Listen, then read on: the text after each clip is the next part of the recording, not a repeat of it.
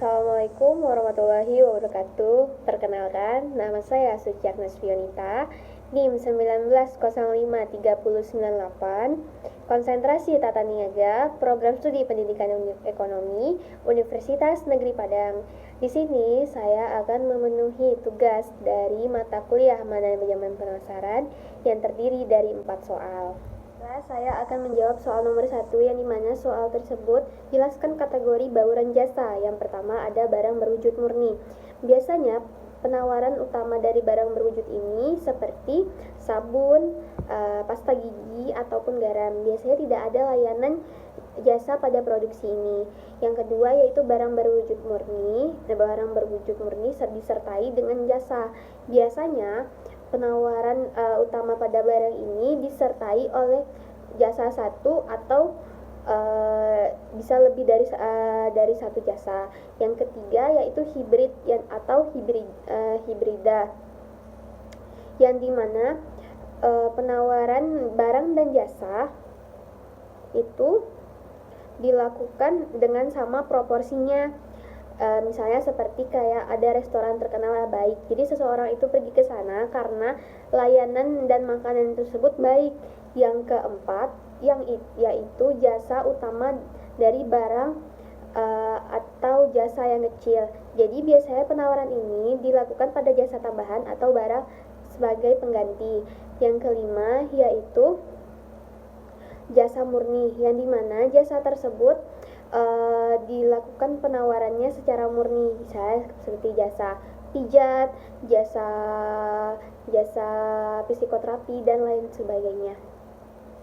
Saya akan menjawab soal nomor 2, yang dimana jelaskan karakteristik jasa. Yang pertama itu tak berwujud. Biasanya pada produk beda dia dengan produk fisik, yang dimana jasa tersebut tidak bisa didengar, diraba, ataupun dirasakan atau dibaui karena jasa tersebut belum dibeli. Misalnya seperti hotel, biasanya kan hotel itu melakukan pengembangan atau perencanaan terus-menerus agar menghindari pelanggan yang melihat kekurangan dari hotel tersebut. Yang kedua yaitu tak terpisahkan. Biasanya pada saat barang diproduksi, biasanya pemasar atau jasa yang dilakukan tersebut akan melakukan distribusi antar perantara, lalu dilakukan produksi dan konsumsi yang secara bersamaan. Contohnya seperti tukang potong rambut atau tukang cukur, itu seperti itu, yang dimana dia akan bisa melakukan jasa tersebut jika ada pelanggannya.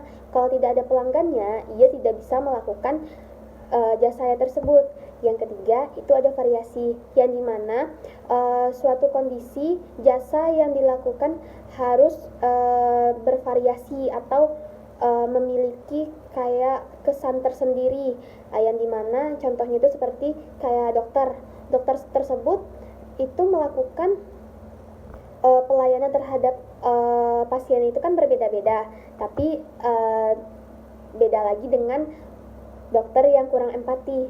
Yang kelima itu yang keempat yaitu ada dapat musnah. Jadi jasa tersebut tidak dapat disimpan, tetapi bisa dapat musnah jika tidak ada permintaan yang secara signifikan atau terus-menerus. Biasanya itu seperti kayak permintaan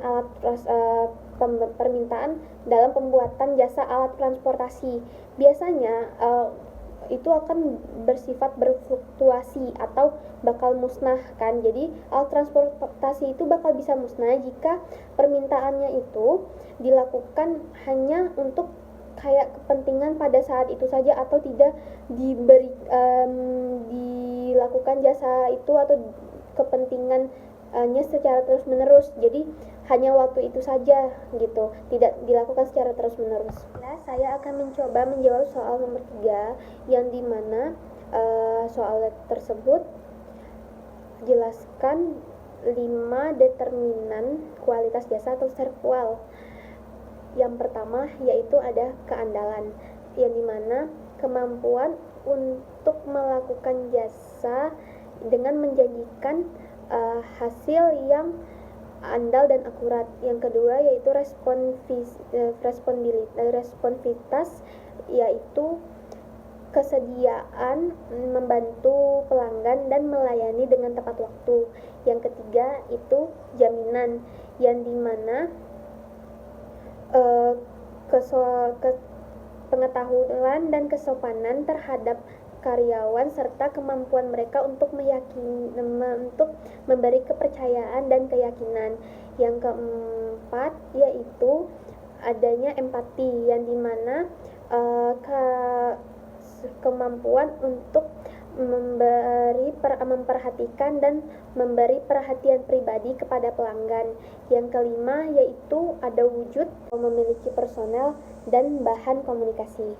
Baiklah, saya akan menjawab soal nomor 4, yaitu bagaimana pemasar jasa menciptakan merek yang kuat dengan cara mendiferensiasikan jasa, di mana pemasar melakukan mendiferensiasikan jasa kepada orang-orang sekitar sehingga menambah nilai.